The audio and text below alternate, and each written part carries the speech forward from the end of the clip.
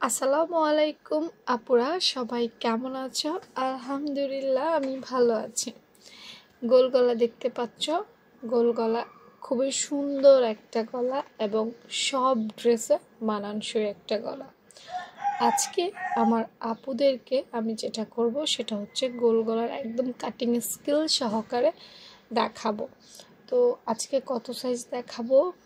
আজকে আমার আপুদেরকে 32 সাইজের একটা গোল গলা একদম ফুল কাটিং স্কিল দেখাবো। দেখো আপুরা, সবাই তো গোল গলা কাটিং করো, তাই না? কিন্তু দেখবা যে গোল গলা কাটিং করার পর হয় বড় হয়ে গেছে, না হয় ছোট হয়ে গেছে। আরেকটা সমস্যা হচ্ছে যে কাট বেয়ে পড়ে যাচ্ছে, হচ্ছে না, বা বাঁকা হয়ে যাচ্ছে। অনেক ধরনের সমস্যা হচ্ছে, তাই আমাদেরকে আসলে কাটিং স্কিল ব্যবহার করতে হবে।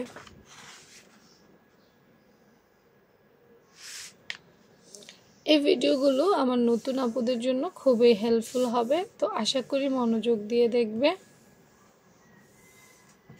প্রথমে ভাঁজ লাইন, মানে এই যে দেখো কাগজটা ভাঁজ দিয়েছি। হ্যাঁ, অবশ্য এগুলো প্র্যাকটিস করার ক্লাস। হ্যাঁ, বেসিক ক্লাসগুলো প্র্যাকটিস করতে হয়, আর এগুলো প্র্যাকটিস হয়ে গেলেই তুমি কাপড়ে খুব সুন্দরে করতে পারবা। আজকে আমি বলেছি আমার আপুদেরকে 32 সাইজ দেখাবো, ঠিক আছে? 32 সাইজ। তো দেখো, একটা গলার দুটো মাপ নিতে হয়, একটা হচ্ছে চওড়ার মাপ, একটা হচ্ছে লম্বার মাপ বা নিচের মাপ। তো 32 সাইজের জন্য আমরা যেটা করব, চওড়াটা পাশে 2 ইঞ্চি নিব। এটা একটা সাধারণ গলা, কিন্তু এটা ডিজাইনার মাপে হবে না। আচ্ছা, এইটুকু আমার বাড়তি আছে, এখানে নিচেও আমি 2 ইঞ্চিতে একটা দাগ দেব। সুন্দর করে সোজা একটা দাগ দিয়ে দেব। এই লম্বায় নিব 4 ইঞ্চি, 4, ঠিক আছে? 4 বা 4.5 দুটোই নেওয়া যাবে, আসলে ক্ষেত্র বিশেষে। হ্যাঁ, আমি তো আসলে ওগুলো তো আসলে কি বলবো, সেলাইয়ের স্বার্থে অনেক সময় মাপ কিছু জায়গায় কমানো যায়, বাড়ানো যায়। তো 32 সাইজের জন্য আমি 4 নিয়েছি, মানে একদম 4ই নিতে হবে এমন না। ক্ষেত্র বিশেষে যদি কাস্টমারের পছন্দ হয় একটু বড়, সেক্ষেত্রে একটু বড় দেওয়া যাবে, বা কাস্টমার যদি একটু ছোট গলা পছন্দ করে তাহলে ছোট দেওয়া যাবে, সেটা কোনো সমস্যা নেই। হ্যাঁ, তো মেজারমেন্ট আমি নিয়ে নিলাম। এখন কি করব, দেখো কাটিং স্কেল ফলো করব। এখানকার 3টা কাটিংয়ের যে কোনো একটা ফলো করা হবে এবং নিচের এটা ফলো করা হবে। তো আমি যেটা করব, উপর থেকে ধরে কাটিংয়ের সৌন্দর্যের জন্য আমি এখানে 2 না ধরে এই 2 থেকে একটু কমে ধরবো। হ্যাঁ, 2 থেকে একটু কমে, অল্প একটু কমে, এক দাগ কম, এরকম আর কি। এখানে একটু ধরবো, আর নিচে আমি 1 সুতা বা 1.5 সুতা সম পরিমাণে ধরবো। এই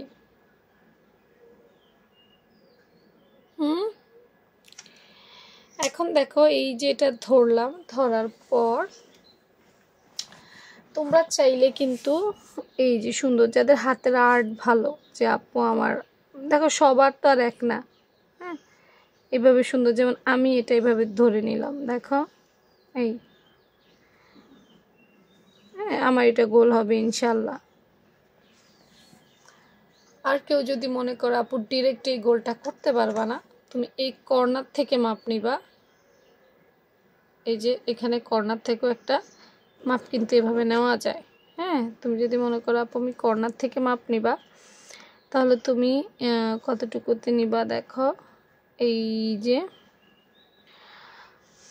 এখান থেকে মাপ নিলে তো 1.5 হয় না, 1.5 থেকে একটু বেশি হয়, 1.5 থেকে 1 দাগ বেশি হয়।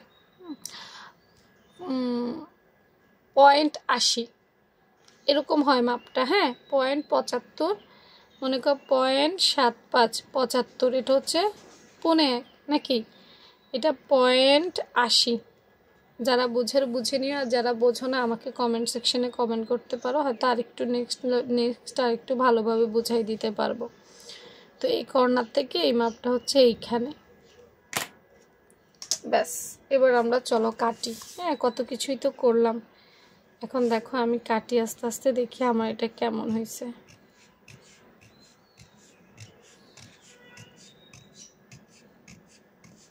এই গলার শেপটা ভালো না হইলে কিন্তু কাট বেয়ে পড়ে যাবে, এটা মাথায় রাখতে হবে।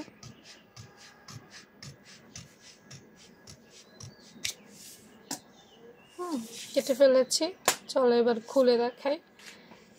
এটা সরাই ফেলে খুলে দেখাই যে কেমন হয়েছে মূলত আমাদের আজকের এই গলাটি। এই যে